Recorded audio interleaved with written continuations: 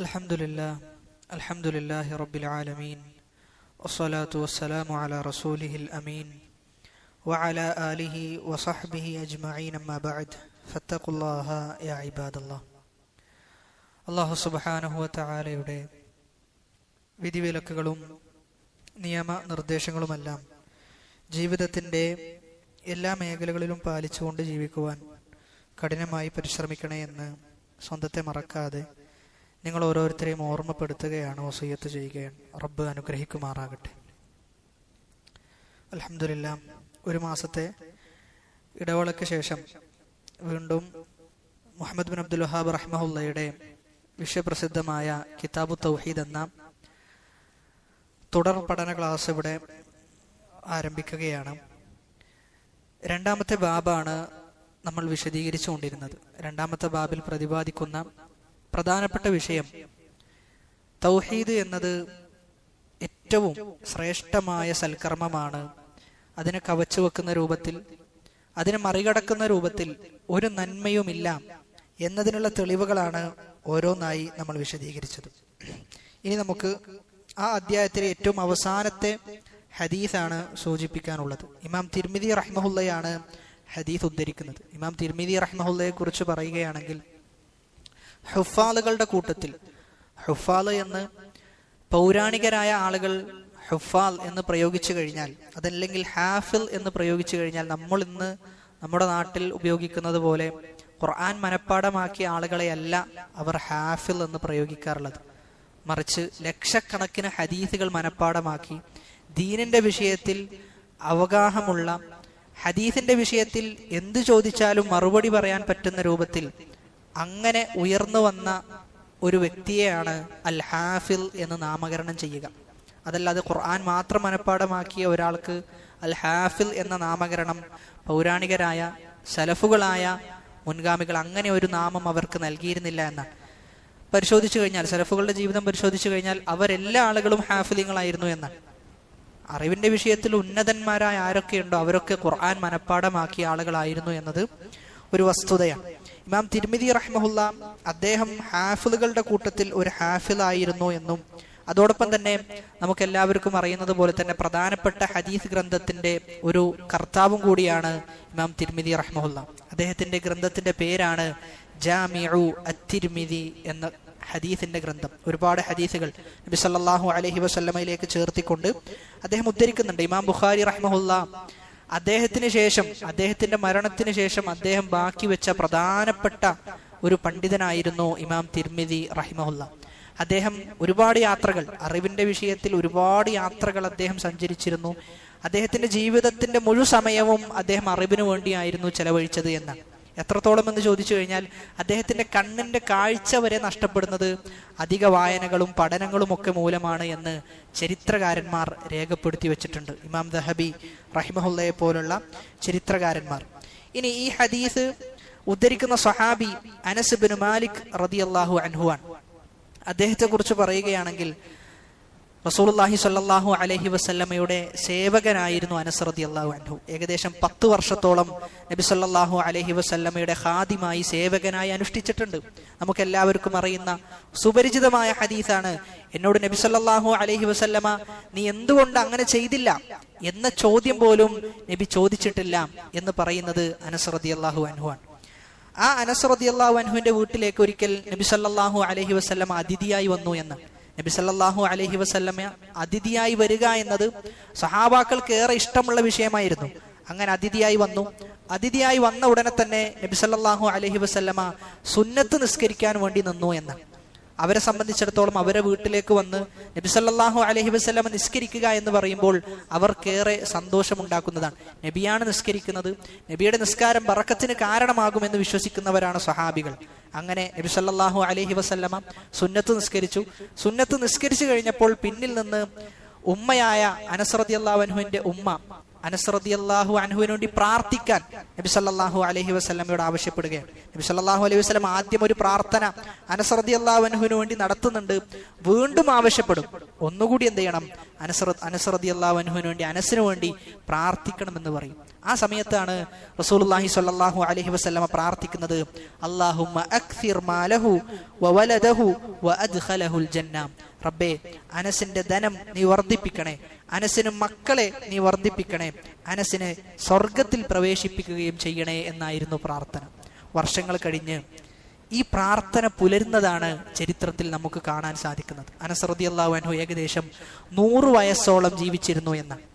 അദ്ദേഹം മരിക്കുന്ന സമയത്ത് അദ്ദേഹത്തിന്റെ നേരെയുള്ള മക്കളും പേരക്കുട്ടികളും എല്ലാം കൂടി 100ഓളം ആളുകളെ അദ്ദേഹത്തിന് കാണാൻ സാധിച്ചിട്ടുണ്ട് എന്നാണ് അദ്ദേഹം തന്നെ രേഖപ്പെടുത്തുന്നത്. ഇമാം ബുഖാരി റഹ്മഹുല്ലാ അദ്ദേഹത്തിന്റെ സ്വഹീഹിൽ കൊണ്ടുവരുന്നത്, ഫഇന്നി ലമിൻ അക്സരിൽ അൻസാരി മാലൻ, അൻസാറുകളുടെ കൂട്ടത്തിൽ, അൻസാരിങ്ങളുടെ കൂട്ടത്തിൽ ഏറ്റവും കൂടുതൽ ധനമുള്ളത് എനിക്കാണ് എന്ന് അനസ് റളിയല്ലാഹു അൻഹു തന്നെ പറഞ്ഞിരുന്നു എന്നാണ്. നബി സല്ലല്ലാഹു അലൈഹി വസല്ലമയുടെ പ്രാർത്ഥനയുടെ പ്രത്യേകതയായിട്ടാണ് അത് നമ്മൾ മനസ്സിലാക്കേണ്ടത്.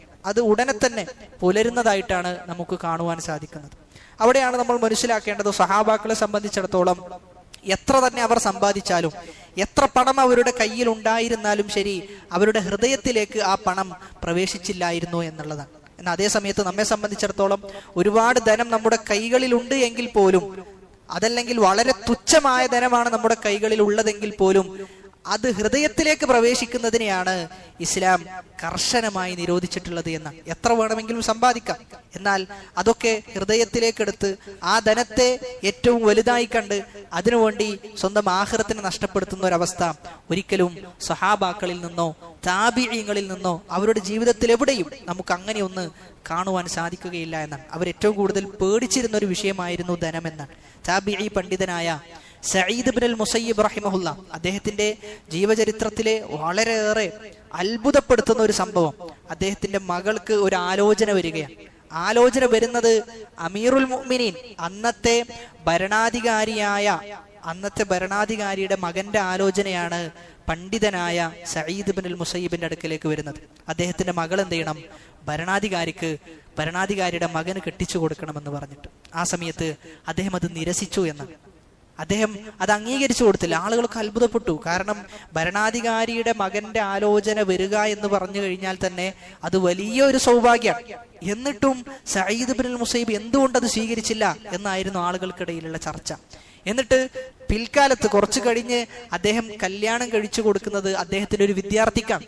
ഒന്നുമില്ലാത്ത, ധനമൊന്നുമില്ലാത്ത, അത്ര ധനാഢ്യരല്ലാത്ത, കൈകളിൽ യാതൊന്നും തന്നെ ബാക്കിയില്ലാത്ത ഒരു വ്യക്തിക്ക് അദ്ദേഹത്തിന്റെ മകളെ അദ്ദേഹം കല്യാണം കഴിച്ചു കൊടുക്കുകയാണ്. എന്നിട്ട് അദ്ദേഹം ചോദിക്കുന്ന ഒരു ചോദ്യമുണ്ട്, ഐന യുസ്ബിഹു ദീനുഹാ യൗമഇദിൻ. എന്റെ മകൾ കൊട്ടാരത്തിലേക്ക് പോകുന്നു, എന്നിട്ട് ഒരു ഭരണാധികാരിയുടെ മകന്റെ ഭാര്യയായി ജീവിക്കുന്നു. അങ്ങനൊക്കെ ജീവിച്ചു കഴിഞ്ഞാൽ ഐന യുസ്ബിഹു ദീനുഹാ, അവളുടെ ദീൻ എവിടെയായിരിക്കും ഉണ്ടാവുക, അവളുടെ ദീനിന്റെ അവസ്ഥ എന്തായിരിക്കും എന്നാലോചിച്ചുകൊണ്ട് ആ ഭരണാധികാരിയുടെ മകന് സഈദ് ഇബ്നുൽ മുസയ്യിബ് കെട്ടിച്ചു കൊടുത്തില്ല എന്ന്. ഇതായിരുന്നു താബിഈങ്ങളുടെയും സഹാബാക്കളുടെയും എല്ലാം ജീവിതം പരിശോധിച്ചു കഴിഞ്ഞാൽ നമുക്ക് കാണുവാൻ സാധിക്കുക. അനസ് റളിയല്ലാഹു അൻഹു ഉദ്ധരിക്കുകയാണ്, ഖാലല്ലാഹു തആല, അല്ലാഹു സുബ്ഹാനഹു വ തആല പറഞ്ഞു എന്ന്. നമ്മൾ പറഞ്ഞിരുന്നു, അല്ലാഹു സുബ്ഹാനഹു വ തആല പറഞ്ഞു എന്ന് പറഞ്ഞുകൊണ്ട് ഒരു ഹദീസ് തുടങ്ങിക്കഴിഞ്ഞാൽ ആ ഹദീസ് ഏത് പേരിലാ അറിയപ്പെടുക? ആ ഹദീസിന് എന്ത് പേരാ പറയാം? അൽ ഹദീസു അൽ ഖുദുസി. അൽ ഹദീസുൽ ഖുദുസി എന്ന് പറഞ്ഞു കഴിഞ്ഞാൽ റസൂലുള്ളാഹി സ്വല്ലല്ലാഹു അലൈഹി വസല്ലമ റബ്ബിൽ നിന്ന് ഉദ്ധരിക്കുന്ന ഹദീസിനാണ് അൽ ഹദീസു അൽ ഖുദുസി എന്ന് പറയുക. അല്ലാഹു സുബ്ഹാനഹു വ തആല പറയുകയാണ്, യബ്ന ആദം, ഓ ആദമിന്റെ മകനെ. ഇവിടെ ഉദ്ദേശിക്കുന്നത് ആദമിന്റെ മകൻ എന്ന് പറയുമ്പോൾ നബി സല്ലല്ലാഹു അലൈഹി വസല്ലമയെ അംഗീകരിക്കുകയും നബി സല്ലല്ലാഹു അലൈഹി വസല്ലമ റസൂലാണ് എന്ന് വിശ്വസിക്കുകയും ദീൻ ഉൾക്കൊള്ളുകയും ചെയ്ത ആളുകളെ അല്ലാഹു സുബ്ഹാനഹു വ തആല വിളിക്കുകയാണ്. എന്നിട്ട് പറയുന്നത്, ഇന്നക മാ ദഅൗതനി വറജൗതനി ഗഫർതു ലക അലാ മാ കാന ഫീക വലാ ഉബാലി. നീ എന്നോട് പ്രാർത്ഥിക്കുകയും നീ എന്നിൽ പ്രതീക്ഷ അർപ്പിക്കുകയും ചെയ്തു കഴിഞ്ഞാൽ ഞാൻ നിനക്ക് നിന്റെ പാപങ്ങൾ പുറത്തു തരും. അതിന് എത്രയാണെങ്കിലും ശരി ഞാൻ നിനക്ക് പുറത്തു തരാൻ തയ്യാറാണ് എന്ന്. ഇതിന് സമാനമായ ആയത്താണ് സൂറത്തു സുമറിലെ 53-ാമത്തെ ആയത്ത്. അല്ലാഹു സുബ്ഹാനഹു വ തആല പറയുന്നത്, ഖുൽ നബിയെ താങ്കൾ പറയണം, യാ ഇബാദിയല്ലദീന അസ്റഫു, എൻ്റെ അടിമകളെ എന്ന് പറഞ്ഞുകൊണ്ടാണ് അല്ലാഹു വിളിക്കുന്നത്. എങ്ങനെയുള്ള അടിമകൾ? അല്ലദീന അസ്റഫു, അവർ അവരുടെ നഫ്സിനോട് അതിക്രമം ചെയ്തിട്ടുണ്ട് എന്നാണ്. അവരുടെ സ്വന്തം നഫ്സിനോട് അതിക്രമം ചെയ്ത് ഒരുപാട് തിന്മകൾ ചെയ്ത് ഇനി രക്ഷയില്ല, ഇനി അള്ളാഹു പുറത്തു തരികയില്ല എന്ന് വിചാരിക്കുന്ന അടിമകളെയാണ് എന്ത് ചെയ്യുന്നത്? അള്ളാഹു സുബ്ഹാനഹു വ തആല വിളിച്ചുകൊണ്ട് പറയുന്നത്, ലാ തഖ്നതു മിർ റഹ്മത്തില്ലാ, അള്ളാഹുവിന്റെ റഹ്മത്തിനെ തൊട്ട് നിങ്ങൾ നിരാശരാകരുത് എന്ന്. അതായത് അള്ളാഹു പുറത്തു തരില്ല എന്ന് നിങ്ങൾ വിചാരിക്കരുത് എന്ന്. നിരാശ എന്നത് അത് അവിശ്വാസികളുടെ സ്വഭാവമാണ് എന്ന്. ഒരു മുസ്ലിം ഒരിക്കലും നിരാശപ്പെടേണ്ടവനല്ല. അവന്റെ ജീവിതത്തിൽ മുഴുവനും ഓരോ ചവിട്ടുകളും ഓരോ നിമിഷങ്ങളും പ്രതീക്ഷയോടായിരിക്കണം ഒരു മുസ്ലിം ജീവിക്കേണ്ടത് എന്നാണ് ഹദീസ് നമുക്ക് മനസ്സിലാക്കി തരുന്നത്. എന്നിട്ട് ഇന്നല്ലാഹ യഗ്ഫിറു ദുനൂബ ജമീഅ, അല്ലാഹു എല്ലാ പാപങ്ങളും പുറത്തു തരും എന്നാണ്. അതുകൊണ്ട് തന്നെ നമ്മൾ മനസ്സിലാക്കേണ്ടത്, എത്ര വലിയ പാപം ചെയ്ത വ്യക്തിയാണെങ്കിലും അള്ളാഹുവിനോട് ആ പാപം കേണപേക്ഷിച്ച് റബ്ബെ പുറത്തു തരണം എന്ന് പറഞ്ഞു കഴിഞ്ഞാൽ അള്ളാഹു അവന് അത് പുറത്തു കൊടുക്കുമെന്നാണ് നബി സല്ലല്ലാഹു അലൈഹി വസല്ലമ പറയുന്നത്. അത്തായിബു മിനദ്ദംബി കമൻ ലാ ദംബ ലഹു, തൗബ ചെയ്തവൻ, ഒരു തിന്മയിൽ നിന്ന് തൗബ ചെയ്തു കഴിഞ്ഞാൽ അവൻ ആ തിന്മ ചെയ്യാത്തവനെ പോലെയാണ് എന്ന്, ആ തിന്മ അവൻ പ്രവർത്തിക്കാത്തവനെ പോലെയാണ് എന്ന് പഠിപ്പിക്കുകയാണ് ചെയ്യുന്നത്. അതുകൊണ്ട് പ്രാർത്ഥിക്കുന്ന സമയത്ത് പ്രതീക്ഷയുണ്ടാകണം എന്നത് പ്രധാനപ്പെട്ട ഒരു വിഷയമാണ്. അതോടൊപ്പം തന്നെ അല്ലാഹു സുബ്ഹാനഹു വ തആല അവനെക്കുറിച്ച് ഏറ്റവും നല്ലത് വിചാരിക്കുകയും ചെയ്യണം. നബി സല്ലല്ലാഹു അലൈഹി വസല്ലമ പറയുന്നത്, അന ഇൻദ ളന്നി അബ്ദി ബി, എന്നെക്കുറിച്ച് എൻ്റെ അടിമ എന്താണോ വിചാരിക്കുന്നത് അതായിരിക്കും ഞാൻ എന്നാണ്. നമ്മൾ അള്ളാഹുവിനെ കുറിച്ച് നല്ലത് വിചാരിക്കുകയാണെങ്കിലോ അള്ളാഹു നല്ലതാണ് നമുക്ക് തരിക. അതുകൊണ്ട് അള്ളാഹുവിനെ കുറിച്ച് ഏതവസ്ഥയിലും, നമ്മുടെ എത്ര തന്നെ മോശപ്പെട്ട അവസ്ഥയിലാണ് നമ്മുടെ ജീവിതം മുന്നോട്ട് പോകുന്നതെങ്കിലും അള്ളാഹുവിനെ കുറിച്ച് നല്ലത് മാത്രം വിചാരിക്കുക എന്നാണ്. എന്നിട്ട് അള്ളാഹു വീണ്ടും പറയുകയാണ്, യബ്ന ആദം, ഓ ആദമിന്റെ മക്കളെ, ലൗ ബലഗതു ദുനൂബുക അനാനസ് സമ സുമ്മ ഇസ്തഗ്ഫർതനി ഗഫർതു ലക്, ഓ ആദമിന്റെ മക്കളെ, നിങ്ങളുടെ പാപം അത് ആകാശം മുട്ടുന്ന അത്ര, അത് ആകാശത്തിന്റെ അത്ര പാപങ്ങളാണ് നിങ്ങൾ ചെയ്തതെങ്കിലും ശരി, നിങ്ങൾ എന്നോട് ഇസ്തിഗ്ഫാറിനെ തേടിക്കഴിഞ്ഞാൽ ഞാൻ നിങ്ങൾക്ക് പുറത്തു തരാമെന്ന്. നിങ്ങൾ എന്നോട് പാപമോചനം തേടിക്കഴിഞ്ഞാൽ ഞാൻ നിങ്ങൾക്ക് പുറത്തു തരാമെന്നാണ് അല്ലാഹു സുബ്ഹാനഹു വ തആല വാഗ്ദാനം ചെയ്തിട്ടുള്ളത് എന്നാണ്. അതായത് എത്ര പാപങ്ങൾ ചെയ്താലും അല്ലാഹു പുറത്തു തരാൻ തയ്യാറാണ് എന്ന് പറഞ്ഞു വെക്കുകയാണ്. ഇവിടെ മനസ്സിലാക്കേണ്ടത്, ഗഫറ എന്ന പദം, ഇസ്തഗ്ഫറ എന്ന് പറയുമ്പോൾ ഗഫറ എന്ന പദമാണ് അതിന്റെ അടിസ്ഥാനം. എന്താണ് ഗഫറ എന്ന് പറഞ്ഞു കഴിഞ്ഞാൽ? പുറത്തു തരിക എന്നതാണ് അർത്ഥം. അതേ സമയത്ത് വേറെ അർത്ഥങ്ങൾ, അള്ളാഹുവിനോട് പാപമോചനം തേടുന്നതിന് വേറെ വാക്കുകളുമുണ്ട്. ഏതെങ്കിലും ഒന്ന് നമുക്ക് പറയാൻ പറ്റുമോ? റബ്ബി ഗഫിർലി, അവിടെയും ഗഫറയാണ് ഉപയോഗിച്ചിട്ടുള്ളത്. ഗഫറ അല്ലാത്ത വേറെ ഏതെങ്കിലും? നമ്മൾ റമളാനൊക്കെ ഒരുപാട് ആവർത്തിക്കാറുള്ള ഒരു പ്രാർത്ഥനയാണ്, പ്രത്യേകിച്ചും അവസാനത്തെ പത്തിൽ. അല്ലാഹുമ്മ ഇന്നക അഫുവുൻ തുഹിബ്ബുൽ അഫ്വ ഫഅഫു അന്നി. അപ്പൊ അഫ്വ് എന്ന പദമാണ് ആ ഹദീസിൽ ഉപയോഗിച്ചിട്ടുള്ളത്. എന്നാൽ ഇവിടെ ഗഫറ എന്ന പദമാണ്. രണ്ടിനും എന്തുണ്ട്? ഏറ്റ വ്യത്യാസം ഉണ്ട് എന്നാണ്. രണ്ടിലും ചില ചെറിയ നേരിയ വ്യത്യാസങ്ങൾ ഉണ്ട് എന്ന് ഉലമാക്കൾ രേഖപ്പെടുത്തിയിട്ടുണ്ട്. ഗഫറ എന്ന് പറഞ്ഞു കഴിഞ്ഞാൽ മറച്ചു വെക്കുക എന്നാണ്. സതറ എന്നാണ് അർത്ഥം. അതായത് ആ പാപത്തെ അള്ളാഹു ദുനിയാവിലും മറച്ചു വെക്കും, ആഖിറത്തിലും മറച്ചു വെക്കും. എന്നിട്ട് അള്ളാഹു സുബ്ഹാനഹു വ തആല അവനെ ഇഷ്ടപ്പെടുകയും അവനെ തൃപ്തിപ്പെടുകയും ചെയ്യും എന്നാണ്. അതുകൊണ്ട് തന്നെ ദുനിയാവിൽ ആ പാപം ചെയ്തു കഴിഞ്ഞാൽ ആ പാപത്തിനെ തുടർന്നുണ്ടാകുന്ന ശിക്ഷ, ആ ശിക്ഷയെ തൊട്ടെന്ത് ചെയ്യും? അള്ളാഹു തടയുമെന്ന്. ഇനി ആഖിറത്തിലേക്ക് എത്തിക്കഴിഞ്ഞാലോ? ആഖിറത്തിലേക്ക് എത്തിക്കഴിഞ്ഞാലും അവന്റെ സ്വഹീഫത്തിൽ ആ പാപം ഉണ്ടാവുകയില്ല. അവന്റെ ഏടുകളിൽ ആ പാപം ഇല്ലാത്ത രൂപത്തിൽ എന്ത് ചെയ്യും? അള്ളാഹു പുറത്തു കൊടുക്കുമെന്നാണ്. അതുകൊണ്ട് തന്നെ ശൈഖുൽ ഇസ്ലാം ഇബ്നു തൈമിയ റഹിമഹുല്ലയെ പോലുള്ള ആളുകൾ അവർ രേഖപ്പെടുത്തുന്നത്, ഫൽ അഫു തർക്കുൻ മഹ്ലുൻ, അഫു എന്ന് പറഞ്ഞു കഴിഞ്ഞാൽ വിട്ടുവീഴ്ച ചെയ്യലാണ്, ആ പാപത്തിന്റെ കുറ്റം ഒഴിവാക്കി കൊടുക്കലാണ്. എന്നാലോ വൽ മഗ്ഫിറത്തു, മഗ്ഫിറത്ത് എന്ന് പറഞ്ഞു കഴിഞ്ഞാൽ ഇഹ്സാനുൻ, അതെന്താണ്? ഇഹ്സാനാണ്, നന്മയാണ്. വഫദ്ലുൻ വജൂദുൻ, കാരുണ്യവും ഔദാര്യവുമാണ് മഗ്ഫിറത്ത് എന്ന് പറഞ്ഞു കഴിഞ്ഞാൽ എന്നാണ്. അതുകൊണ്ട് തന്നെ അഫുവിനേക്കാളും വലുതാണ് എന്ത്? മഗ്ഫിറത്ത് എന്ന് പണ്ഡിതന്മാർ രേഖപ്പെടുത്തിയിട്ടുണ്ട്. റസൂലുള്ളാഹി സ്വല്ലല്ലാഹു അലൈഹി വസല്ലം നബി സല്ലല്ലാഹു അലൈഹി വസല്ലമയുടെ ഇസ്തിഗ്ഫാർ പരിശോധിച്ചു കഴിഞ്ഞാൽ ഒരുപാട് തവണ നബി എന്ത് ചെയ്തിരുന്നു? ആവർത്തിച്ച് അള്ളാഹുവിനോട് പാപമോചനം തേടിയിരുന്നു എന്നാണ്. ഞാൻ ചില ഹദീസുകളിൽ ഞാൻ ഒരു ദിവസം 100-ലധികം, അതല്ലെങ്കിൽ ചില ഹദീസിൽ 70 പ്രാവശ്യമെങ്കിലും ഇസ്തിഗ്ഫാറിനെ തേടിയിരുന്നു എന്ന് പറയുന്നുണ്ട്. അതുകൊണ്ട് നമ്മൾ മനസ്സിലാക്കേണ്ടത് പല ആളുകളും ചോദിക്കാറുള്ള ചോദ്യമാണ്, ഒരുപാട് ആവശ്യങ്ങളുണ്ട്, ഒരുപാട് സ്വപ്നങ്ങളുണ്ട്, ഇതൊക്കെ എനിക്ക് വീടി കിട്ടണം, ഇതൊക്കെ എന്റെ ലക്ഷ്യം, എന്റെ ജീവിതത്തിൽ എനിക്ക് നേരിട്ട് കാണണം എന്നൊക്കെ ആഗ്രഹിക്കുന്ന ആളുകൾ മനസ്സിലാക്കേണ്ടത് ഇസ്തിഗ്ഫാറുകൾ വർദ്ധിപ്പിക്കുക എന്ന്. എത്ര കണ്ട് നമ്മൾ ഇസ്തിഗ്ഫാർ വർദ്ധിപ്പിക്കുന്നുവോ അത്ര കണ്ട് ജീവിതം എളുപ്പമായി തീരുമെന്ന്, അത്ര കണ്ട് നമ്മുടെ ലക്ഷ്യങ്ങൾ പൂർത്തീകരിക്കപ്പെടുന്ന അവസ്ഥയുണ്ടാകും, നമ്മുടെ സ്വപ്നങ്ങൾ സാക്ഷാത്കരിക്കപ്പെടുന്ന അവസ്ഥയുണ്ടാകും. ഇമാം അഹ്മദ് ബിൻ ഹംബൽ റഹിമഹുല്ല അദ്ദേഹത്തിന്റെ ജീവിതത്തിലെ ഒരു ചെറിയ കഥ രേഖപ്പെടുത്തി വെക്കുന്നത്, അദ്ദേഹം ഒരിക്കൽ ദൂരെ നാട്ടിൽ നിന്നൊരു യാത്ര പോവുകയാണ്. അങ്ങനെ യാത്ര പോയി അദ്ദേഹം മറുനാട്ടിലേക്കുള്ള യാത്രയിലാണ്. അങ്ങനെ ആ നാട്ടിലേക്ക് എത്തി. അവിടെ എത്തിയപ്പോൾ ഒരു പള്ളിയുടെ വരാന്തയിൽ അദ്ദേഹം താമസിക്കാൻ വേണ്ടി ഒരുങ്ങുന്നു. അവിടെയുള്ള ഒരു വ്യക്തി അദ്ദേഹത്തെ താമസിക്കാൻ സമ്മതിക്കുന്നില്ല, അദ്ദേഹത്തെ പുറത്താക്കുന്നു. ഇവർക്കാർക്കും, അദ്ദേഹത്തെ പുറത്താക്കിയ വ്യക്തിക്ക് പോലും ഞാൻ പുറത്താക്കിയത് ഇമാം അഹ്മദ് ബിൻ ഹംബലിനെയാണ് എന്ന് അറിഞ്ഞിട്ടില്ല. അന്ന് ഇമാം അഹ്മദ് ബിൻ ഹംബൽ എന്നൊരു പണ്ഡിതനുണ്ട് എന്നവർ കേട്ടിട്ടുണ്ട് എന്നല്ലാതെ എന്ത് ചെയ്തിട്ടില്ല, കണ്ടിട്ടില്ല. കാണാനുള്ള സൗകര്യങ്ങൾ അന്ന് വളരെ കുറവാണ്, നേരിട്ട് കാണുക എന്നല്ലാതെ വേറെ ഒരു വഴിയുമില്ല. അങ്ങനെ അദ്ദേഹം നടന്നു നീങ്ങുന്നു. ആ നടന്നു നീങ്ങുന്ന സമയത്താണ് അദ്ദേഹം ഒരു കടയുടെ അടുക്കലേക്ക് എത്തുന്നു. ആ കടയുടെ അടുക്കൽ എത്തിയ സമയത്ത് ഒരു വ്യക്തി പറയുന്നു, നിങ്ങൾ എൻ്റെ അടുത്ത് താമസിച്ചോ എന്ന് പറഞ്ഞിട്ട് എന്ത് ചെയ്യാണ്, ഇമാം അഹ്മദ് ബിൻ ഹംബൽ റഹിമഹുല്ലക്ക് താമസത്തിനുള്ള സൗകര്യങ്ങൾ ഏർപ്പെടുത്തി കൊടുക്കുന്നു. ആ സമയത്ത് ആ വ്യക്തി ഇങ്ങനെ ഇസ്തിഗ്ഫാർ പറയാണ്, ആവർത്തിച്ച് അദ്ദേഹം ഒരു നിമിഷം പോലും പാഴാക്കാതെ അസ്തഗ്ഫിറുല്ലാ എന്ന് പറഞ്ഞുകൊണ്ടേയിരിക്കുന്നു. ആ സമയത്ത് ഇമാം അഹ്മദ് ബിൻ ഹംബൽ റഹിമഹുല്ല അത്ഭുതപ്പെട്ടു പോയി എന്നാണ്. അത് ഒരു മനുഷ്യന് ഒരു ദിക്ർ ഇത്ര തവണ ആവർത്തിക്കാൻ സാധിക്കണമെങ്കിൽ എന്തെങ്കിലും ഒരു പ്രത്യേകത ഈ ദിക്ർ മൂലം അദ്ദേഹത്തിന്റെ ജീവിതത്തിൽ ഉണ്ടായിരിക്കണം എന്നാണ്. അങ്ങനെ അദ്ദേഹത്തോട് ഇമാം അഹ്മദ് ചോദിച്ചു എന്നാണ്, അല്ല, എന്തിനാണ് താങ്കൾ ഇസ്തിഗ്ഫാർ ഇങ്ങനെ വർദ്ധിപ്പിക്കുന്നത്? എന്താണ് താങ്കൾക്ക് ഇസ്തിഗ്ഫാർ കൊണ്ടുണ്ടായ നേട്ടം? ആ സമയത്ത് ഇമാം അഹ്മദ് റഹിമഹുല്ല പറയുന്നത്, ഞാൻ അള്ളാഹുവിനോട് പ്രാർത്ഥിച്ച എല്ലാ പ്രാർത്ഥനയും അള്ളാഹു സ്വീകരിച്ചിട്ടുണ്ട് എന്നാണ്. എല്ലാ പ്രാർത്ഥനയും സ്വീകരിച്ചിട്ടുണ്ട്, ഒരു പ്രാർത്ഥന ഒഴികെ സ്വീകരിച്ചിട്ടില്ല എന്നാണ്. ആ സമയത്ത് ഇമാം അഹ്മദ് ചോദിച്ചു, അല്ല, ഏതാണ് ആ പ്രാർത്ഥന? ആ സമയത്ത് പറഞ്ഞു, ഞാൻ ഇമാം അഹ്മദ് ബിൻ ഹംബൽ റഹിമഹുല്ലയെ കാണാൻ അതിയായി കൊതിച്ചിട്ടുണ്ട്, അത് എനിക്ക് ഇതുവരെ കാണാൻ സാധിച്ചിട്ടില്ല എന്ന്. അദ്ദേഹത്തിന് മുമ്പിലാണ് ആരുള്ളത്? ഇമാം അഹ്മദ് ബിൻ ഹംബൽ റഹിമഹുല്ല ഉള്ളത് എന്ന്.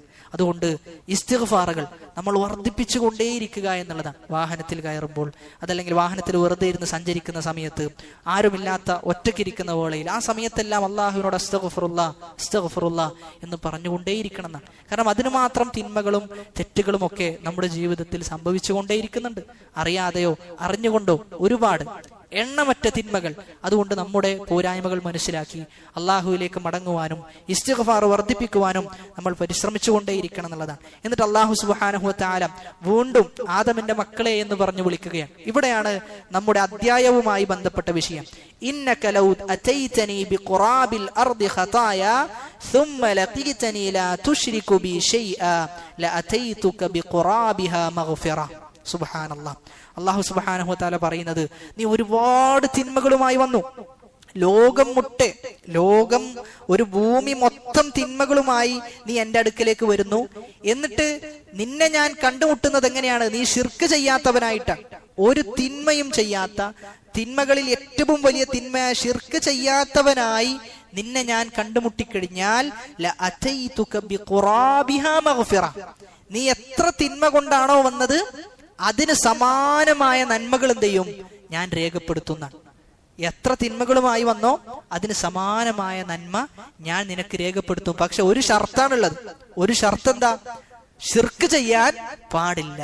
തൗഹീദ് ഉണ്ടായോ ആ തിന്മയുടെ അത്ര തന്നെ നന്മയുമായിട്ട് എന്ത് ചെയ്യും? അള്ളാഹു നമ്മുടെ അടുക്കലേക്ക് വരും എന്നാണ് പറഞ്ഞതിന്റെ ചുരുക്കം. അതായത് ഈ ഹദീസ് കേൾക്കുമ്പോൾ സ്വാഭാവികമായും നമ്മുടെ മനസ്സെന്ത് ചെയ്യും? അറിയാതെ ഒന്ന് സന്തോഷിക്കും. അതായത് ശിർക്ക് ചെയ്യാത്ത ആളുകൾക്ക് ഇത്രയും വലിയ ശ്രേഷ്ഠത ഉണ്ടല്ലോ, ഫദ്ൽ ഉണ്ടല്ലോ എന്ന് നമ്മൾ സന്തോഷിക്കും. എന്നാൽ അതേ സമയത്ത് നമ്മൾ മനസ്സിലാക്കേണ്ടത്, ഈ ഷർത്തിനെ കുറിച്ച് പണ്ഡിതന്മാർ പറഞ്ഞു വെച്ചത് ഷർത്തുൻ സഖീലുൻ ഫിൽ വഅദി ബിഹുസൂലിൽ മഗ്ഫിറ. പക്ഷെ ഷർത്ത് അത് വല്ലാത്തൊരു ഷർത്തായി പോയി എന്നാണ് പണ്ഡിതന്മാർ പറഞ്ഞത് എന്നാണ്.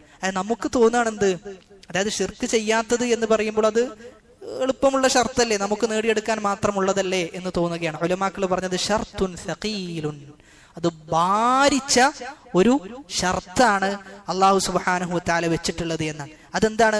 ഹുവസ്സലാമതു മിനശ്ശിർക്കി കസീരിഹി വഖലീലിഹി സ്വഗീരിഹി വകബീരിഹി.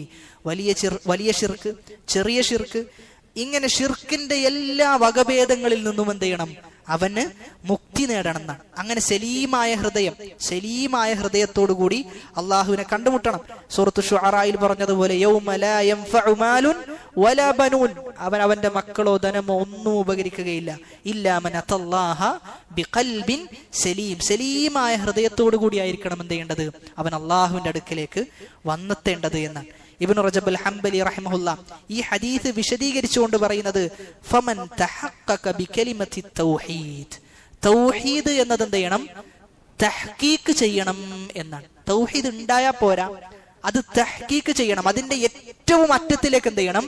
എത്തിപ്പെടണം. അവന്റെ ഹൃദയം അങ്ങനെ അള്ളാഹുവിലേക്ക് അടുത്തു കഴിഞ്ഞാൽ അഖ്റജത് മിൻഹു കുല്ലമാ സിവല്ലാഹി മഹബ്ബതൻ വതഅലീമൻ വഇജ്ലാലൻ വമഹാബതൻ വഖശ്യതൻ വതവക്കുലൻ. അവൻ എന്ത് ചെയ്തു? അവന്റെ ഹൃദയത്തിൽ നിന്ന് എല്ലാത്തിനെയും എടുത്തു മാറ്റി.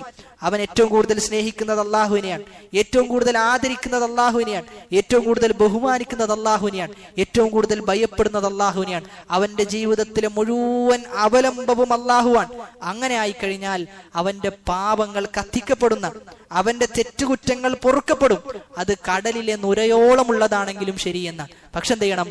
അവന്റെ ഹൃദയം തൗഹീദ് സാക്ഷാത്കരിക്കുന്ന ഒരവസ്ഥയിലേക്ക് എത്തണം എന്നാണ്. ഇബ്നുൽ ഖയ്യിം റഹിമഹുല്ലാ പറയുന്നത് വലാ യഹ്സുലു ഹാദാ ലിമൻ നഖസ തൗഹീദുഹു. തൗഹീദിൽ വീഴ്ചയുണ്ടോ, തൗഹീദിൽ കുറവുണ്ടോ, അവൻ എന്ത് ചെയ്യാൻ പറ്റൂല? ഈ ഒരു ശ്രേഷ്ഠതയിലേക്ക് എത്തിച്ചേരാൻ സാധിക്കുകയില്ല. ഫഇന്ന തൗഹീദൽ ഖാലിസ അല്ലദീ ലാ യശൂബുഹു ശിർകുൻ, ഒരു ശിർക്കും കലരാത്ത തൗഹീദ്. ലാ യബ്ഖാ മഅഹു ദംബുൻ ലിഅന്നഹു യതദമ്മനു മിൻ മഹബ്ബത്തില്ലാ. ഒരു ശിർക്കും കലരാത്ത ഹൃദയമാണെങ്കിൽ അവനെ സംബന്ധിച്ചിടത്തോളം അള്ളാഹു എന്ത് ചെയ്യും? അവന്റെ എല്ലാ പാപങ്ങളും പുറത്തു കൊടുക്കും. എന്നാൽ അതേ സമയത്ത് അവന്റെ എല്ലാ പ്രതീക്ഷയും പേടിയും ബഹുമാനവും ഒക്കെ അള്ളാഹു സുബ്ഹാനഹു വ തആലക്ക് മാത്രമാകണം എന്നാണ് പറഞ്ഞതിന്റെ ചുരുക്കം. അപ്പൊ ഇതോടൊപ്പം നമ്മൾ മനസ്സിലാക്കേണ്ട പ്രധാനപ്പെട്ട ഒരു വിഷയം എന്നത് ലാ ഇലാഹ ഇല്ലല്ലാഹ് എന്നത് അംഗീകരിച്ചു കഴിഞ്ഞു. ആ അംഗീകരിച്ച ആളുകൾക്കുള്ള ശ്രേഷ്ഠതയാണ് എന്ത് ചെയ്തിട്ടുള്ളത്? ഈ ഹദീസിൽ പറഞ്ഞിട്ടുള്ളത്. എന്നാൽ സമാനമായി നമ്മൾ മനസ്സിലാക്കേണ്ടത് ചില ആളുകൾ ലാ ഇലാഹ ഇല്ലല്ലാഹ് അംഗീകരിച്ചിട്ടുണ്ടാകും, തൗഹീദ് സ്വീകരിച്ച ആളുകളായിരിക്കും. അവരെ കുറിച്ച് തന്നെ റസൂലുള്ളാഹി സ്വല്ലല്ലാഹു അലൈഹി വസല്ലമ പറയുന്നത്, നബി സ്വല്ലല്ലാഹു അലൈഹി വസല്ലമ ഇസ്രാഇന്റെയും മിഅ്റാജിന്റെയും ആ ഒരു സംഭവത്തിലാണ് ഈ ഹദീസ് ഉദ്ധരിക്കുന്നത്. ലമ്മാ ഉരിജ ബി മറർതു ബിഖൗമിൻ ലഹും അദ്ഫാറും മിൻ നുഹാസ്. റസൂലുള്ളാഹി സ്വല്ലല്ലാഹു അലൈഹി വസല്ലം ഓരോ ആകാശങ്ങളും കയറി പോവുകയാണ്. അങ്ങനെ ഒരു ആകാശത്തിന്റെ അറ്റത്തേക്ക് എത്തിയപ്പോൾ നബി പറയാണ്, ഒരു നീണ്ട നഖമുള്ള ആളുകൾ അവരെന്ത് ചെയ്യാണ്? അവരുടെ ആ നഖത്തെ വിശദീകരിക്കുന്നത് അദ്ഫാറും മിൻ നുഹാസ് എന്ന, ചെമ്പ് കൊണ്ടുണ്ടാക്കിയ നഖം എന്നാണ്. എന്തല്ല, നമ്മൾ ഈ കാണുന്ന നഖമല്ല എന്നാണ്. നമുക്ക് ഈ നഖം കൊണ്ട് തന്നെ എന്തെങ്കിലും നല്ല മൂർച്ചയുള്ളതാണെങ്കിൽ തന്നെ നമ്മുടെ ശരീരം നമ്മളൊരു ഉറക്കെ മാന്തുകയാണെങ്കിൽ എന്ത് ചെയ്യും? നല്ല വേദന ഉണ്ടാകും. ഇവിടെ പറയുന്നത് നുഹാസ് കൊണ്ടാണെന്നാണ്, ചെമ്പ് കൊണ്ട് നിർമ്മിക്കപ്പെട്ട നഖം. യഹ്മുശൂന വുജൂഹഹും വസുദൂറഹും, അവരുടെ മുഖവും അവരുടെ ഹൃദയവും എന്ത് ചെയ്യണം? ആ ചെമ്പ് കൊണ്ടുള്ള നഖം കൊണ്ട് അവർ കീറുകയാണ് എന്ന്. ആ സമയത്ത് റസൂലുള്ളാഹി സ്വല്ലല്ലാഹു അലൈഹി വസല്ലം അത്ഭുതത്തോടു കൂടി ചോദിച്ചു, മൻ ഹഉലാഇ യാ ജിബ്രീൽ, അല്ലയോ ജിബ്രീൽ, ആരാണവർ? അവർ ചെയ്ത തിന്മ എന്താണ്? ആ സമയത്ത് പറയുകയാണ്, ഹഉലാഹി അല്ലദീന യഅകുലൂന ലുഹൂമൻ നാസ് വയഖഊന ഫി അഅറാദിഹിം, അവർ ജനങ്ങളുടെ മാംസം ഭക്ഷിച്ചവരാണ് എന്ന്.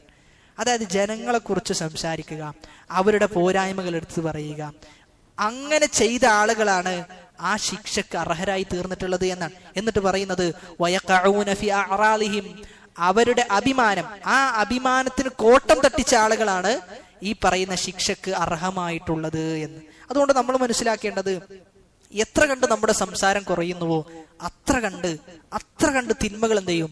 നമുക്ക് കുറഞ്ഞു കിട്ടും. എന്നാൽ എത്ര കണ്ട് സംസാരം വർദ്ധിക്കുന്നുവോ അതിനനുസരിച്ച് തെറ്റുകൾ വർദ്ധിക്കും.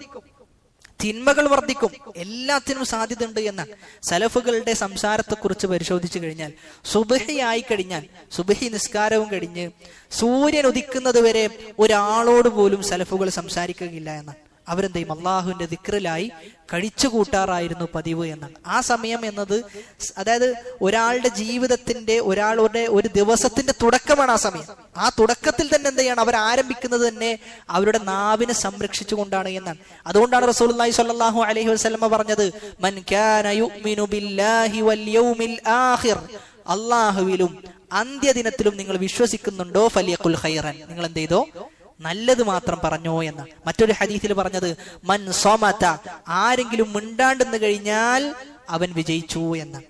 അതുകൊണ്ട് തന്നെ നമ്മുടെ സംസാരങ്ങൾ, ആ സംസാരം മൂലം തൗഹീദ് ഉള്ളവനാണെങ്കിലും ശരി, അവൻ എന്ത് ചെയ്യും? ശിക്ഷിക്കപ്പെടുന്ന അവസ്ഥയുണ്ടാകും എന്നാണ് പറഞ്ഞതിന്റെ ചുരുക്കം. ഇനി നമ്മൾ മനസ്സിലാക്കേണ്ടത്, തൗഹീദ് ഉണ്ടായിരിക്കെ തന്നെ, തൗഹീദ് ഉണ്ട്, എന്നാൽ അള്ളാഹു ചില ആളുകൾക്ക് എന്ത് ചെയ്യും? അവരുടെ പാപങ്ങളൊക്കെ പുറത്തു കൊടുക്കും. അവരെങ്ങനെയുള്ള ആളുകളാണ്? ഒന്നാമത്തെ വിഭാഗം ആളുകൾ, ലാ തഖഉ മിൻഹുൽ മആസി ഇല്ലാ അലാ നുദ്റ, എപ്പോഴെങ്കിലും മാത്രമേ അവരുടെ ജീവിതത്തിൽ തിന്മ ഉണ്ടാവുകയുള്ളൂ എന്നാണ്. ഇനി ഉണ്ടാവുകയാണെങ്കിൽ തന്നെ എങ്ങനെയുള്ള തിന്മയായിരിക്കും? ചെറിയ പാപങ്ങളായിരിക്കും. ചെറിയ പാപങ്ങൾ എന്തുമൂലം പുറത്തു കിട്ടും? വൻപാപം ഒഴിവാക്കി കഴിഞ്ഞാൽ അവന്റെ ചെറുപാപങ്ങളും എന്ത് ചെയ്യും? അള്ളാഹു സുബ്ഹാനഹു വ തആല പുറത്തു കൊടുക്കുമെന്നാണ്. അപ്പൊ അത്തരത്തിലുള്ള ആളുകൾക്ക് തൗഹീദ് ഉണ്ട് എന്നതുകൊണ്ട് എന്ത് ചെയ്യും? അവർ സ്വർഗത്തിൽ പ്രവേശിപ്പിക്കപ്പെടുന്ന, അവരുടെ തിന്മകൾ പൊറുക്കപ്പെടുന്ന അവസ്ഥ ഉണ്ടാകുന്നതാണ്. രണ്ടാമത്തേത്, വലിയ വലിയ പാപങ്ങൾ അവരുടെ ജീവിതത്തിൽ ഉണ്ടാകും, എന്നാൽ അവരെന്ത് ചെയ്യും? പെട്ടെന്ന് തന്നെ തൗബയിലേക്ക് മടങ്ങും, അള്ളാഹുലേക്ക് ഖേദിച്ച് മടങ്ങുന്ന ഒരു അവസ്ഥാവിശേഷം ഉണ്ടാകും. അവർക്കും എന്ത് ചെയ്യും? അള്ളാഹു സുബ്ഹാനഹു വ തആല അവരുടെ പാപങ്ങളെല്ലാം പുറത്തു കൊടുക്കും. മൂന്നാമത്തെ വിഭാഗം ആളുകൾ നമ്മൾ ശ്രദ്ധിച്ചു മനസ്സിലാക്കേണ്ട ഒരു കാര്യം, പല ആളുകളും കേട്ട് പരിചയമില്ലാത്തൊരു വിഷയമായിരിക്കും. ഇൻ അതാ ബിഹാദിഹി ദുനൂബിൽ അദീമ വലാകിന്നഹു യുവഫഖു ഇലാ തജ്ദീദി തൗഹീദ് വതജ്ദീദി ലാ ഇലാഹ ഇല്ലല്ലാഹ് ഫീ ഖൽബിഹി, അവന്റെ തൗഹീദ് എന്ത് ചെയ്യും? അവൻ തജ്ദീദ് ചെയ്തുകൊണ്ടേയിരിക്കുന്നതാണ്, പുതുക്കിക്കൊണ്ടേയിരിക്കും എന്നാണ് പറയുന്നത്. അതായത് അവൻ തൗബ ചെയ്തിട്ടുണ്ടാവുകയില്ല, എന്നാ അവന്റെ തൗഹീദിനെ അവൻ പുതുക്കും. ആ തൗഹീദിനെ പുതുക്കുന്നത് മൂലം എന്ത് ചെയ്യും? അവന്റെ തിന്മകൾ അള്ളാഹു പുറത്തു കൊടുക്കുന്ന, അവന്റെ തിന്മകൾ അള്ളാഹു പുറത്തു കൊടുക്കും. ആ ചുരുക്കി പറഞ്ഞു കഴിഞ്ഞാൽ തൗബയെക്കാളും വലുതാണെന്ത്? തൗഹീദ് എന്നാണ് പറഞ്ഞു വന്നത്. പക്ഷെ എന്ത് ചെയ്യണം? ആ തൗഹീദ് പുതുക്കണം. ജീവിതത്തിൽ ചില സന്ദർഭത്തിൽ അള്ളാഹുവെ അല്ലാത്ത പ്രതീക്ഷിക്കുന്ന അവസ്ഥകൾ ഉണ്ടാവും. എന്നാൽ ഞാൻ അള്ളാഹു അല്ലാത്തവരിലേക്ക് പ്രതീക്ഷ അർപ്പിച്ചിട്ടുണ്ട് എന്ന് മനസ്സിലാക്കി അതിൽ നിന്ന് മാറി പിന്നെ ജീവിതത്തിൽ അള്ളാഹുവിൽ മാത്രം പ്രതീക്ഷ അർപ്പിച്ച് എന്ത് ചെയ്യണം? ജീവിക്കണം. അള്ളാഹുവെ അല്ലാത്ത തവക്കുൽ ചെയ്ത് നമ്മൾ അറിയാതെ ചിലപ്പോൾ എന്ത് ചെയ്തിട്ടുണ്ടാവും? നമ്മുടെ മനസ്സിന്റെ ഏതെങ്കിലും ഒരു കോണിൽ നിന്ന് മറ്റൊരാളിലേക്ക് നമ്മുടെ അവലംബം പോയിട്ടുണ്ടാകും. അതിൽ നിന്ന് മാറ്റിയെടുത്ത് വീണ്ടും എന്ത് ചെയ്യണം? തവക്കുൽ പുതുക്കി പണയണം. അള്ളാഹുവിനെ പേടിക്കുന്ന അവസ്ഥ ഉണ്ടാകണം, അള്ളാഹുവിനെ ഇഷ്ടപ്പെടുന്ന അവസ്ഥ ഉണ്ടാകണം.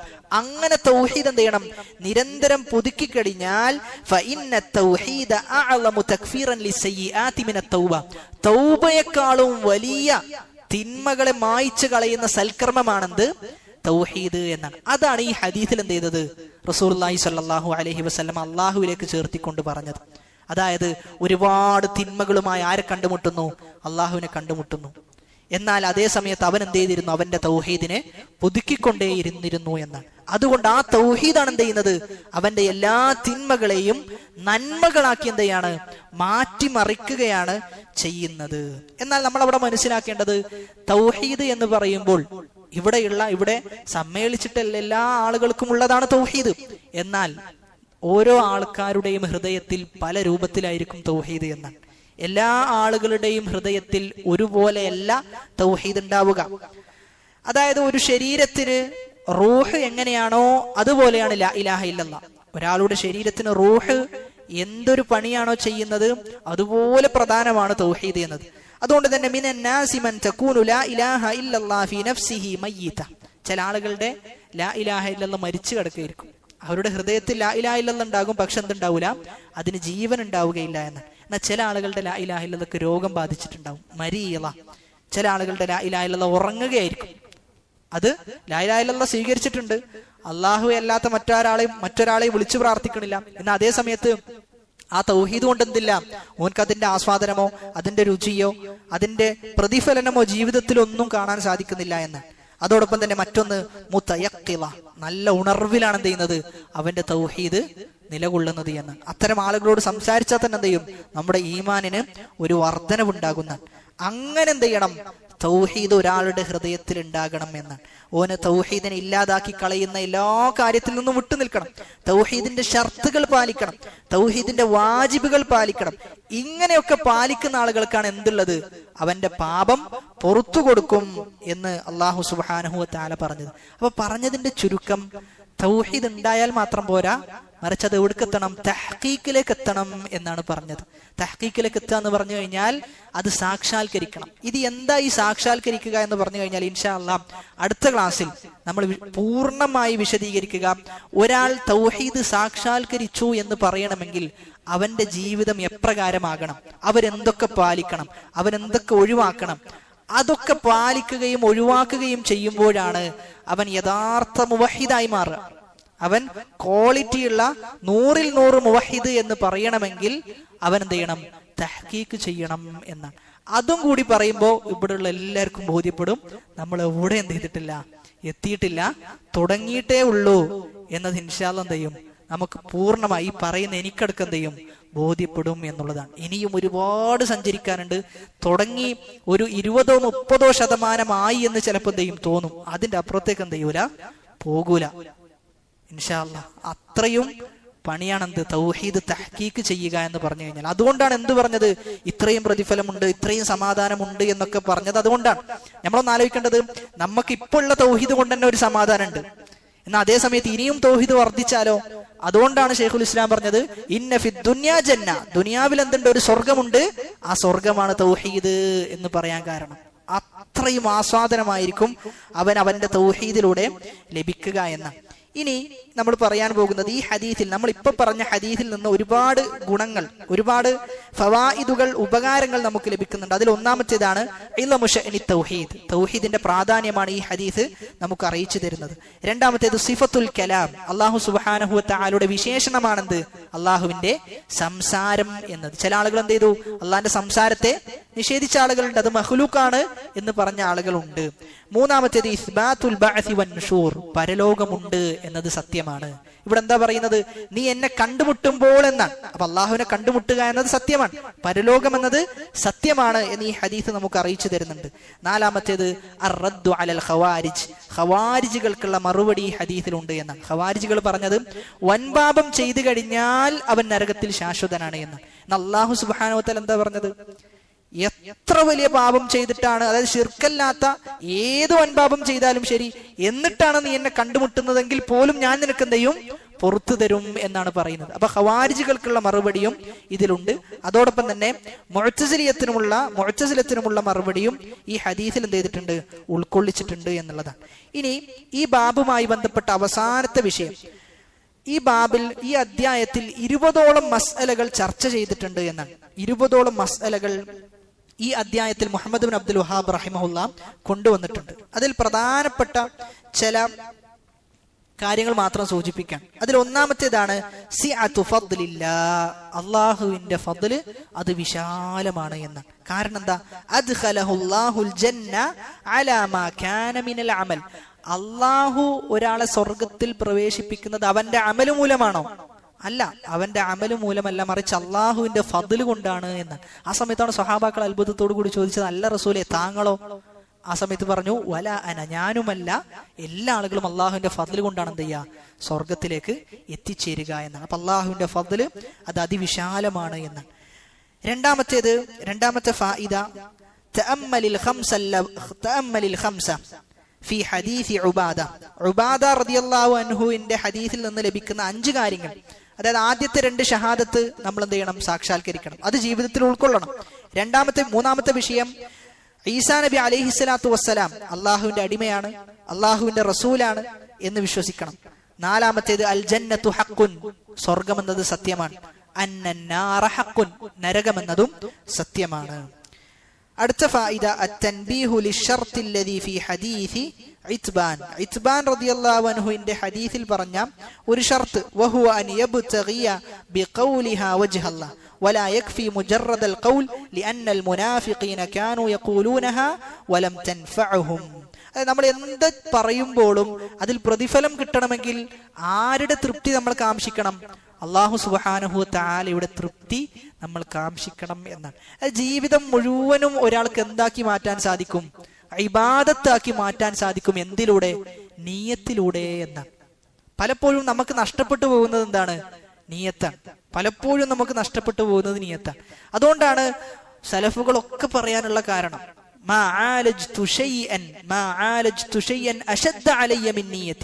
നിയ്യത്തിനോളം ഞാൻ ഒരു വിഷയത്തിൽ പണിയെടുത്തിട്ടില്ല എന്ന്. അത്രയും പ്രയാസമാണ് നിയ്യത്തിനെ നന്നാക്കുക എന്ന് പറഞ്ഞു കഴിഞ്ഞാൽ. നിയ്യത്ത് എന്ത് ചെയ്യും? ഉടനടി മാറിക്കൊണ്ടേയിരിക്കും. ക്ലാസ്സിലിരിക്കുന്ന സമയത്തുള്ള നിയ്യത്തായിരിക്കില്ല, ക്ലാസ് കഴിഞ്ഞ് 5 മിനിറ്റ് കഴിയുമ്പോൾ നമ്മുടെ മനസ്സിലുണ്ടാകുന്ന നിയ്യത്ത് ഇങ്ങനെ എന്ത് ചെയ്യും? മാറിക്കൊണ്ടേയിരിക്കുന്ന. അതുകൊണ്ട് തന്നെ ഒരു ഇബാദത്ത് ചെയ്യുന്നതിന് മുമ്പ് എന്ത് ചെയ്യണം? നമ്മൾ നമ്മോട് തന്നെ ഒരു 2-3 ചോദ്യങ്ങൾ ചോദിക്കണം എന്നാണ്. എന്തിനു വേണ്ടി ഞാനിത് ചെയ്യുന്നു? ആർക്ക് വേണ്ടി ഞാനിത് ചെയ്യുന്നു? ഞാനിത് ചെയ്യുന്നതിന്റെ ലക്ഷ്യം എന്ത് എന്നാലോചിച്ചുകൊണ്ടായിരിക്കണം എന്ത് ചെയ്യേണ്ടത്? നമ്മളൊരു ഇബാദത്ത് ചെയ്യേണ്ടത്. ഒരു ഇബാദത്ത് തുടർച്ചയായി ചെയ്തു കഴിഞ്ഞാൽ പിന്നെ ആ നിയ്യത്ത് ചിലപ്പോൾ എന്ത് ചെയ്യും? നമുക്ക് നഷ്ടപ്പെട്ടു പോകുന്ന അവസ്ഥ ഉണ്ടാകും. അവിടെയാണ് ഉലമാക്കൾ പറഞ്ഞു വെച്ചത്, അന്ന ആദാതി അഹ്ലിൽ യഖ്ലതി ഇബാദത്തുൻ. നല്ല ഉണർവുള്ള ആളുകൾ അവരുടെ ആദത്തുകൾ പോലും, അവർ ചെയ്യുന്ന സാധാരണ മനുഷ്യന്മാരെല്ലാം ചെയ്യുന്ന പ്രവർത്തനങ്ങൾ, അവരുടെ ആ പ്രവർത്തനങ്ങൾ പോലും ഇബാദത്താണ് എന്ന്. എന്തുകൊണ്ടാണ്? അവർ എന്ത് ചെയ്യുമ്പോഴും എന്ത് ചെയ്യും? അള്ളാഹുവിലേക്ക് തട്ടിച്ചുകൊണ്ടാണ് ചെയ്യുക. ഉറങ്ങുകയാണെങ്കിൽ ഞാൻ ഈ ഉറങ്ങുന്നത് എന്തിനു വേണ്ടിയിട്ടാണ്? എനിക്ക് രാവിലെ എഴുന്നേറ്റ് അള്ളാഹുവിനെ ഇബാദത്ത് ചെയ്യാൻ സാധിക്കണം, രാത്രി നമസ്കരിക്കാൻ സാധിക്കണം എന്നിങ്ങനെയുള്ള നിയ്യത്ത് കൊണ്ടായിരിക്കും അവർ ഉറങ്ങുക എന്ന്. ഭക്ഷണം കഴിക്കുകയാണെങ്കിൽ ആ രൂപത്തിൽ എന്ത് ചെയ്യും? അവർ നിയ്യത്ത് കരുതും. അതുകൊണ്ട് തന്നെ നിയ്യത്ത് എന്ത് ചെയ്യണം? നമ്മൾ ഏറ്റവും നല്ല നിയ്യത്തുകളാണ് എപ്പോഴും കരുതേണ്ടത് എന്നാണ് ഇമാം അഹ്മദ് റഹിമഹുല്ല പറയുന്നത്. യാ ബുനയ്യ ഇൻവി, ഓ പൊന്നുമോനെ, നീ എന്തേ? നല്ല നിയ്യത്ത് കരുത്. നീ നല്ല നിയ്യത്ത് കരുതുന്നിടത്തോളം കാലം എന്തായിരിക്കും? നീ നന്മയിലായിരിക്കും എന്ന് പറഞ്ഞു വെക്കുന്നുണ്ട്. അടുത്ത ഒരു ഫായിദ, കൗനുൽ അംബിയാ യഹ്താജൂന ലിത്തൻബീഹി അലാ ഫദ്ലി ലാ ഇലാഹ ഇല്ലല്ലാഹ്.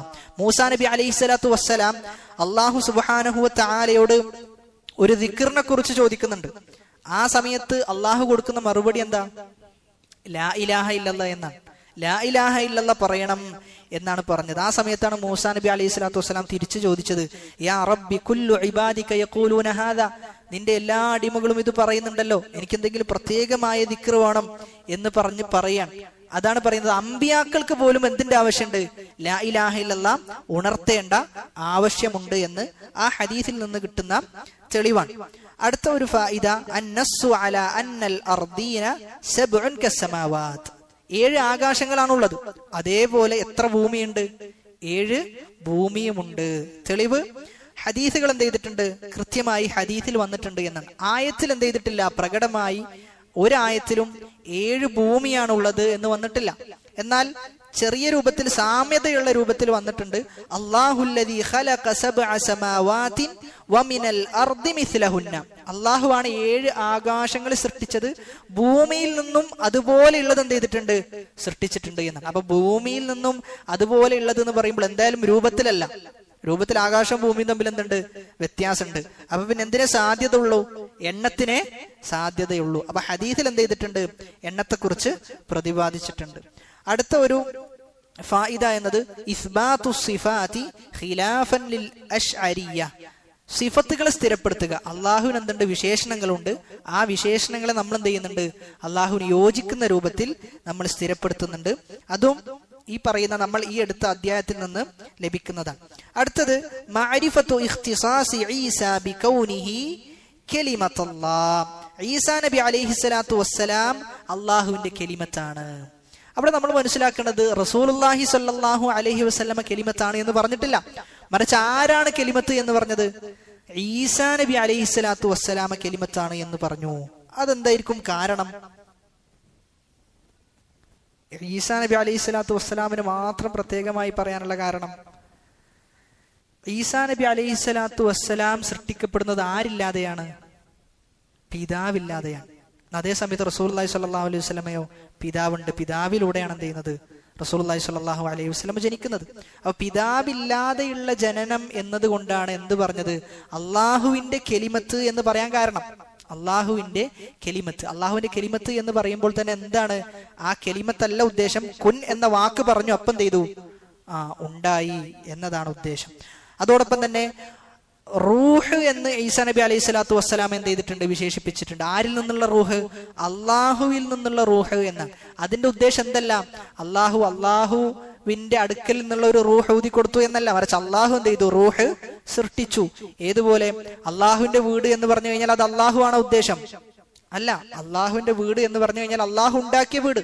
അപ്പൊ അള്ളാഹുവിന്റെ റൂഹ് എന്ന് പറഞ്ഞു കഴിഞ്ഞാൽ അള്ളാഹു നിർമ്മിച്ച റൂഹ് എന്നാണ് ഉദ്ദേശം. അപ്പൊ അള്ളാഹുവിലേക്ക് ചേർത്തിക്കഴിഞ്ഞാൽ അവിടെ എന്ത് ലഭിക്കും? ഇളാഫത്തു തശ്രീഫ്, അതിനൊരു ബഹുമാനം ലഭിക്കുന്ന.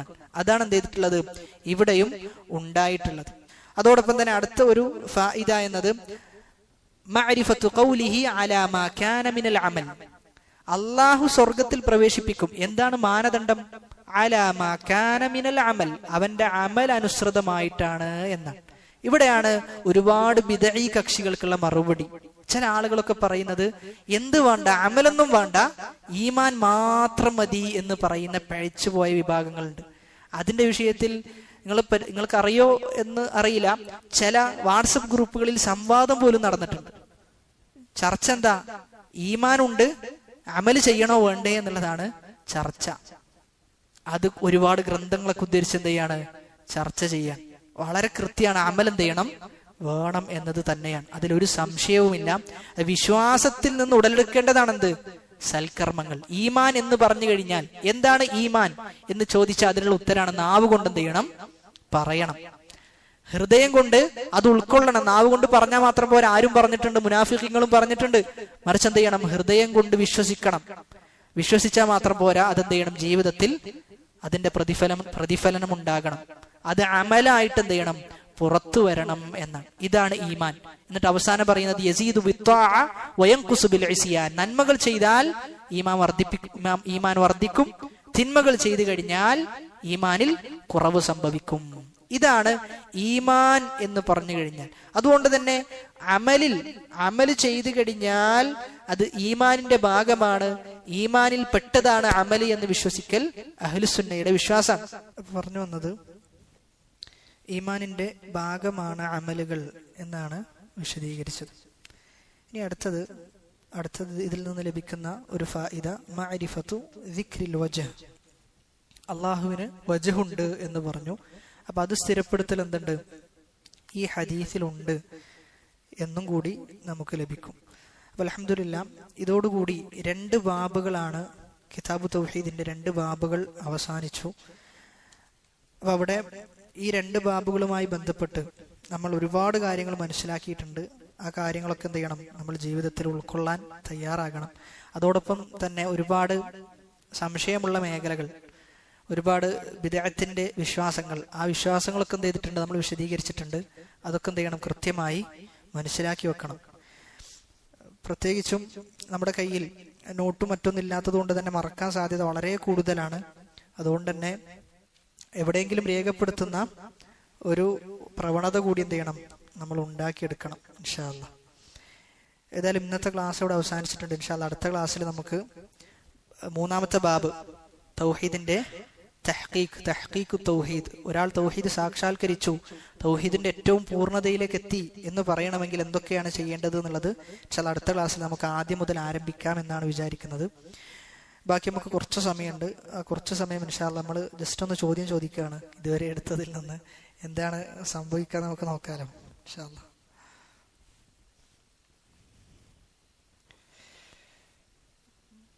ഒന്നാമത്തേത്, സഹാബാക്കൾ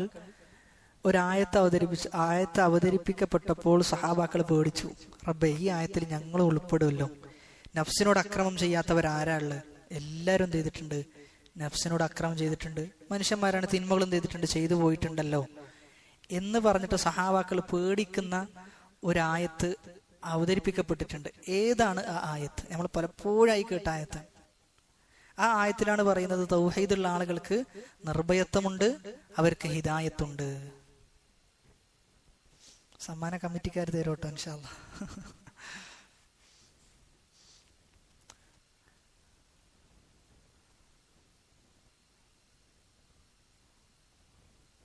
അലൈസ മിൻകും റജുലുൻ റഷീദ്.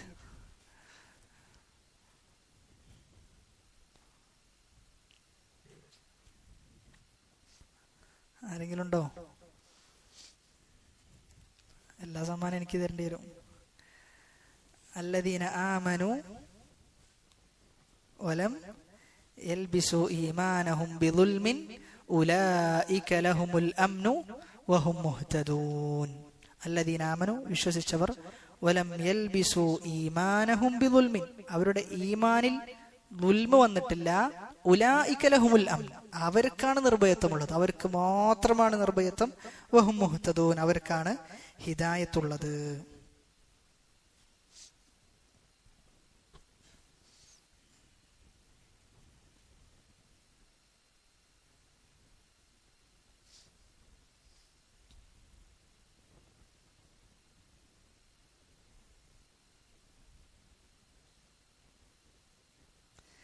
അടുത്ത ചോദ്യം, ലാ ഇലാഹ ഇല്ലല്ലാഹ്, ലാ ഇലാഹ ഇല്ലല്ലാഹ്ക്ക്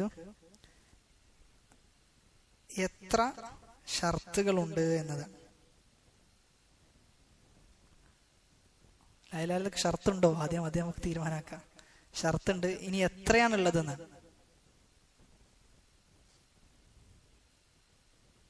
എണ്ണം പറയാം. എങ്ങാനും ശരിയായാലോ? 6. ചില ആൾക്കാർ പറയണില്ല, ഞാൻ പറഞ്ഞതാണെന്ന് കേൾക്കണ്ടല്ലോ.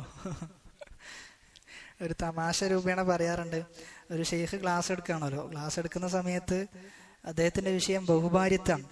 അദ്ദേഹത്തിന്റെ ഭാര്യയാണെങ്കിൽ അപ്പുറത്തെ ക്ലാസ്സിലുണ്ട് താനും. അപ്പൊ അദ്ദേഹം എങ്ങനെ ഇത് പറയണമെങ്കിൽ അപ്പുറത്തെ ആളും ഉണ്ട്. അപ്പൊ അദ്ദേഹം പറഞ്ഞു അത്രേ, നിങ്ങൾ എന്ത് ചെയ്യാ, സാധിക്കുന്ന അത്ര നിങ്ങൾ എന്ന് പറഞ്ഞിട്ട് ഇങ്ങനെ എന്ത് ചെയ്തു, അദ്ദേഹം പറഞ്ഞു എന്നാണ്. അദ്ദേഹം നേരിട്ട് എന്ത് ചെയ്തില്ല, ആ സംഭവം വായ കൊണ്ട് പറഞ്ഞില്ല എന്നാണ്. അപ്പൊ 6 ഒരാൾ പറഞ്ഞു, അടുത്ത ആള് 4. പ്ലാനിട്ട് പറഞ്ഞാളി, എങ്ങനെയെങ്കിലും ചിലപ്പോൾ ശരിയാവും. അപ്പൊ 7 ഷർത്തുകളുള്ളത്. ലാ ഇലാഹ ഇല്ലല്ലാഹ്ക്ക് 7 ഷർത്തുകളുണ്ട് എന്ന് സൂചിപ്പിച്ചിരുന്നു. അൽ ഇൽമു, 1 ഇൽമാണ്, 2 യഖീനാണ്, 3 ഇഖ്ലാസ്, 4 സിദ്ഖ്, 5 മഹബ്ബത്ത്, 6 ഇൻഖിയാദ്, 7 ഖബൂൽ. ഈ 7 ഷർത്തുകളാണ് ലാ ഇലാഹ ഇല്ലല്ലാഹ്ക്ക് ഉള്ളത്. ഇനി അടുത്തത്, അള്ളാഹുവിന് ഏറ്റവും ഇഷ്ടമുള്ള കലാം എന്ന് പറഞ്ഞിട്ട് ഒരുപാട് ഹദീസ് വന്നിട്ടുണ്ട്. അഹബ്ബുൽ കലാമി ഇലല്ലാഹ്, അള്ളാഹ്ക്ക് ഏറെ ഇഷ്ടമുള്ളത് 4 കാര്യങ്ങളാണ്, 4 ദിക്റുകളാണ് എന്ന് വന്നിട്ടുണ്ട്. ഏതൊക്കെയാണ് ആ 4 ദിക്റുകൾ? സുബ്ഹാനല്ലാഹ്, അൽഹംദുലില്ലാഹ്, ലാ ഇലാഹ ഇല്ലല്ലാഹ്, വല്ലാഹു അക്ബർ. അഹബ്ബുൽ കലാമി ഇലല്ലാഹി 4. അള്ളാഹുവിന് ഏറെ ഇഷ്ടമുള്ള കലാം. മാഷാ അല്ലാഹ്, അതെല്ലാവരും ഉത്തരം പറഞ്ഞിട്ടുണ്ട്. ബറക്കല്ലാഹു ഫീക്കും. ഇനി അടുത്തത്,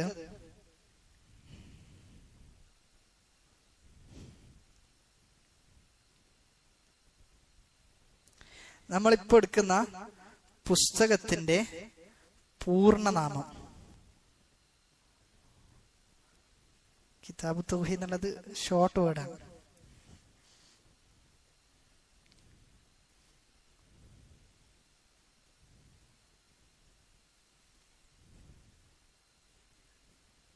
ആർക്കെങ്കിലും അറിയോ? പറഞ്ഞിരുന്നു, ഫസ്റ്റത്തെ ക്ലാസ്സിൽ സൂചിപ്പിച്ചിരുന്നു. നല്ല പ്രശ്നമുണ്ട്, അത് മാത്രമേ പ്രശ്നമുള്ളൂ.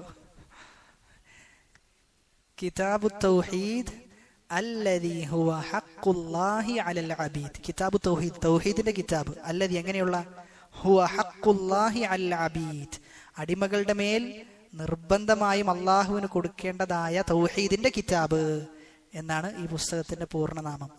രചിച്ച ആളുടെ പേര് മുഹമ്മദ് ബിനു അബ്ദുൽ വഹാബ് റഹിമഹുല്ല. അദ്ദേഹമാണ് ഈ പുസ്തകം രചിച്ചത്.